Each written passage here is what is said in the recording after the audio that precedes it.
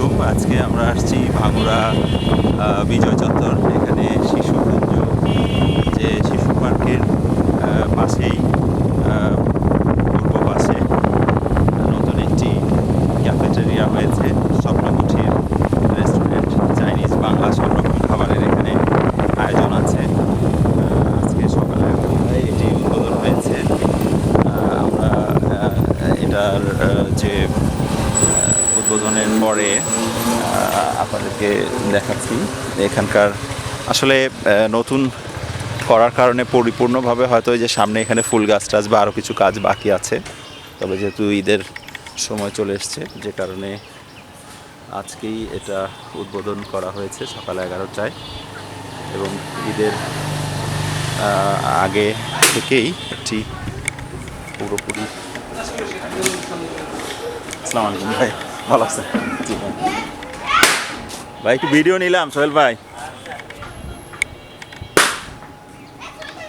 আমাদের চাটমোহরে বসাতে বেশ কয়েকটি এরকম রেস্টুরেন্টের এবং ব্যবস্থা ছিল, কিন্তু ভাঙুরাতে বা ফরিদপুরের আশপাশে এরকম রেস্টুরেন্টের ব্যবস্থা ছিল না।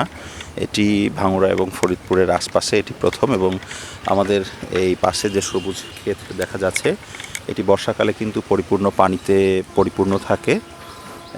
এখানে খুব সুন্দর একটি দৃশ্য দেখা যায় এখানে। এবং আজকের উদ্বোধনী প্রোগ্রামের এখানে যে আয়োজন ছিল সকাল 11টায়, আমরা আসলে ব্যস্ততার কারণে আসতে পারিনি উদ্বোধনের সময়।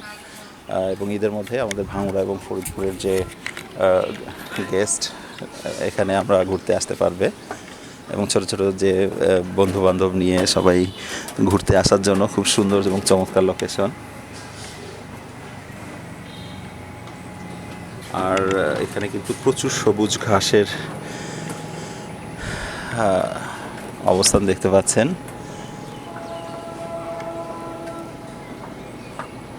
আর এই যে মাঝখানের যে জায়গাগুলো আছে, আমার মনে হয় যে এখানে মিডিলে কিছু সবুজ গাছের ব্যবস্থা করলেও মনে হয় বেশ ভালো হবে, যেরকম কদম ফুল বা বকুল ফুল।